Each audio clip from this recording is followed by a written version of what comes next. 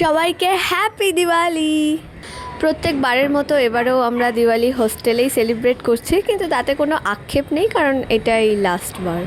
বরঞ্চ এটা ভেবে কষ্ট হচ্ছে যে পরের বছর আর এদের সাথে আমি দিওয়ালি সেলিব্রেট করতে পারবো না, বাড়িতে থাকবো, কি করব, কি হবে, সেসব কথা এখন থাক।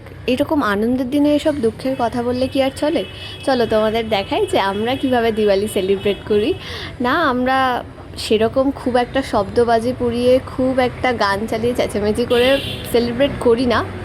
খুব শান্তিপূর্ণভাবে চারিদিকে আলপনা দিয়ে, রঙ্গোলি করে, আরও পুরো হোস্টেলে সম্ভব না হলেও কিছু অংশে প্রদীপ মোমবাতি জ্বালিয়েই আমরা সেলিব্রেট করি। শুনেছি কালী পুজোয় বাজি না ফাটালে ঠাকুর নাকি পাপ দেয়, সেই জন্য আমরা তাড়াতাড়ি প্রদীপ জ্বালানোর পর্ব মিটিয়ে নিচে নেমে আমরা বাজি ফাটানো শুরু করলাম, তবে শব্দবাজি না। লাস্ট বারের জন্য হলেও অনেক অনেক মজা করেছি, অনেক বাজি পুড়িয়েছি, আর হয়তো ফিরে পাবো না এই হস্টেল, এই করিডর।